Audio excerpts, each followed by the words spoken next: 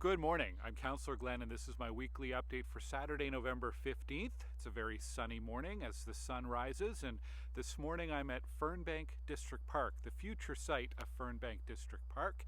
It's along Clintonia and Lift Lane, a little bit, south of Abbott Street, north of the Trans-Canada Trail, and wedged in between Rouncy Road and Abbott. It's a big piece of land, and in the next few years you're going to see this developed into a large park with sports fields, play structure, perhaps a skating rink, perhaps a skateboard park.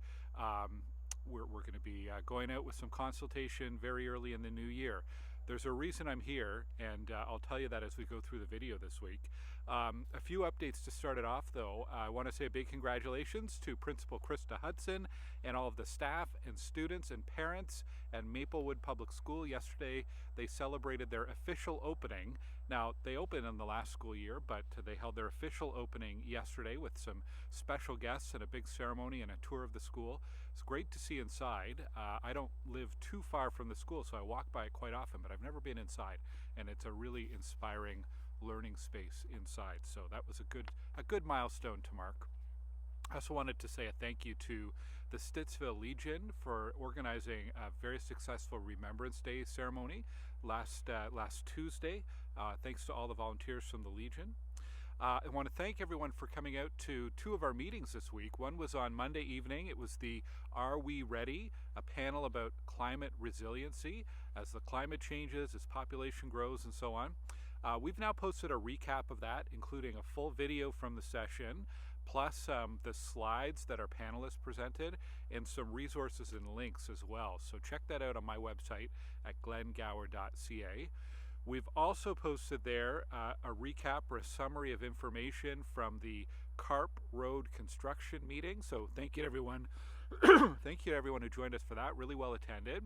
We've put a link to the slides from that evening, also the design plan, and added a little bit more info about what's next in terms of things like property acquisition for the business owners who are adjacent to the road, also traffic mitigation and so on, and we'll have more to come in the coming weeks and months in that as well. This week at City Hall, all of our focus was on the 2026 draft budget. The budget was tabled on Wednesday, and I'm going through it. It's a massive document, hundreds and hundreds of pages. I am going through it, and I wanted to share this morning just a few highlights in there for Stittsville residents. One is the reason I came here this morning, which is there is money in the budget, nearly $7 million for the development of Fernbank District Park. This is a very large area, very large park, so it'll be the biggest park in Stittsville, one of the biggest, if not the biggest, in the west end of Ottawa. So that's in the budget. There's additional funding for Carp Road in the budget. There is rink boards for CARDELREC. There are a number of road projects, roads and intersections. Sometimes they're construction, sometimes they're design, which is part of the process. Off the top of my head, the Stittsville main extension up to the Connections neighborhood in Doreen, sidewalks and urbanization on Shea Road in front of the rec center, also Fernbank Road in the western part of Fernbank Road. The Abbott and Shea, they're looking at doing some improvements at that intersection as well. And going a little bit beyond Stittsville, the Shea and Fluellen intersection is on the list. The Fluellen and Eagleson intersection is on the list. Also, some rehabilitation of the Trans-Canada Trail west of Stittsville between Westridge and Ashton Station Road. So those are just a few samples. There's a lot in there, and I've summarized that on my website, glengower.ca, so please check that out. And I'll be talking more about the budget in the coming weeks. Two more things. We have a budget survey up on my website right now, so you can take that survey. It's 5 questions. We've had over 500 Stittsville residents take that survey, so thank you. We're also doing a couple more drop-in sessions. We're going to be at a couple local grocery stores. You can drop in and share your feedback about the budget or any other issue. We were at Brown's last Saturday, and next Saturday, the 22nd, we are going to be at Food Basics over on Iber at Hazeldean. So hope to see you there. More information on my website. Heads up about some upcoming things this week. Let's see. Huntmar Drive is going to be closed down starting tomorrow for about 10 days in the northbound direction between Maple Grove and Palladium. They are doing some urgent repair work on the shoulder. They're actually going to be widening the shoulder for pedestrians and cyclists and smoothing out the ditch, making it a bit safer ahead of the winter. And they're doing it over that 10 days because there's no games at Canadian Tire Centre during that period. So a convenient time to do it. The southbound lane will be open, the northbound lane will be closed, and there'll be a detour. That's important if you're taking OC Transpo because they're going to be relocating the buses that are in the bus stops that are in that stretch and detouring the buses down Maple Grove and Silver 7 and Palladium. Information on that on my website. On Wednesday, we are hosting our workshop with the OPP, our anti-fraud workshop. So great opportunity to get some tips on how to avoid scams, online and offline scams. You can register for that on my website. And we're getting excited about an event on November 25th. CARDELREC-Goulbourn, the Recreation Center, is turning 25 years old. Time flies. So we're going to have some special guests, some people who were there at the beginning, some people who've been there along the way. So please check out that information on my website. And if you have any memories or photos or memorabilia from the last 25 years at CARDELREC, please send me an email. We'd love to hear from people who've got information or memories to share about what the rec center meant to them, maybe some important activities or events or sporting competitions.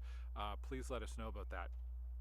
And then there are just a ton of events happening over the next couple of weeks. A lot of them are holiday fairs or related to Christmas and so on. You can go to glengower.ca/events for a full listing of local events. There's a craft fair. The Catholic Women's League is doing one at Holy Spirit, so I wanted to mention that this morning. But there are tons of events happening over the next couple weeks. We are looking for volunteers for a couple things. The Stittsville Village Association is looking for volunteers to help out at the Parade of Lights.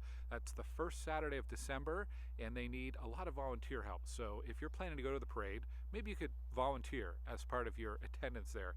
I'm sure the Village Association would appreciate that.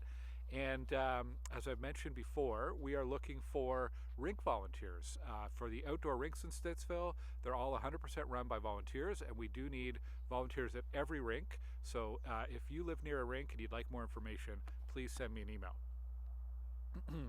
A reminder to get your flu shot and your COVID shot. I did mine this week. Thank you to Avish at Whole Heart Pharmacy. It didn't hurt a bit. And you can walk into most pharmacies. Some of them you need to make an appointment in advance. You can see your doctor if you have a doctor, but flu shots and COVID shots are available, and they're absolutely free here in Ontario, so take advantage of that. If you are a OC Transpo rider, you might be excited to hear that the Kichi Zībī Mīkan, which is formerly the Ottawa River Parkway, will be opening 2 lanes in both directions on Monday morning. So actually closed down entirely this weekend so they can finish the paving work, and they're getting set to open it Monday, which will be a great improvement. Sometimes you hit that stretch, you can take 10 minutes to get from Lincoln Fields to Dominion, so that'll be a huge time saver once that reopens fully on Monday. And the automated speed enforcement, the speed cameras, they stopped operating yesterday under the provincial ban. I know if you watch this video regularly, you'll know that I'm very unhappy about that decision. They were a huge help to make school zones safer, and the fines from them went to pay for road safety projects. So we are in a real crunch right now to figure out how to make that up. The province has announced a $210 million fund across the province, and we're really not sure yet who gets that money, how that's being allocated, what we can use it for. Wouldn't it have been nice to at least have that money and the measures in place before the speed cameras were deactivated? But here we are. Anyways, I do want to remind people to be extra cautious when you are driving in school zones. Slow down, obviously. The speed limit is 40 kilometers an hour or lower in school zones, so please do slow down. Follow the no parking and no stopping sign. They are there for the safety of kids, not meant to inconvenience you. They're there for safety. The other one is, we hear a lot about this, stop signs and no U-turn signs. Stop sign, it's a red 8-sided sign and it means stop. You have to come to a full stop and make sure it's safe to proceed before you do so. If a crossing guard is holding a stop sign, you need to stop for that crossing guard. And no U-turn sign means you cannot make a U-turn. We're still seeing a lot of that in our school zones. So please obey the signage. Again, they're not there to inconvenience you. They are there first and foremost for the safety of students. So thank you. And I want to end today sending condolences to the family and friends of Grant Dillenbeck. Grant passed away on Monday, very sadly. He's a former reverend at Stittsville United Church. Thinking about Grant, what a great individual, a really, really kind person. And he will be missed by many, many people in our community. Thinking about his wife, Ruth Richardson, and send you, well, we're really going to miss Grant. So there is a visitation today and tomorrow, I believe, at the Kelly Funeral Homes. Okay, thank you for watching this week. I hope you have an excellent weekend. There is potentially some freezing rain coming, so watch for the weather forecast, be prepared, and if you can, avoid any necessary trips if the roads are getting icy. Take care. Bye.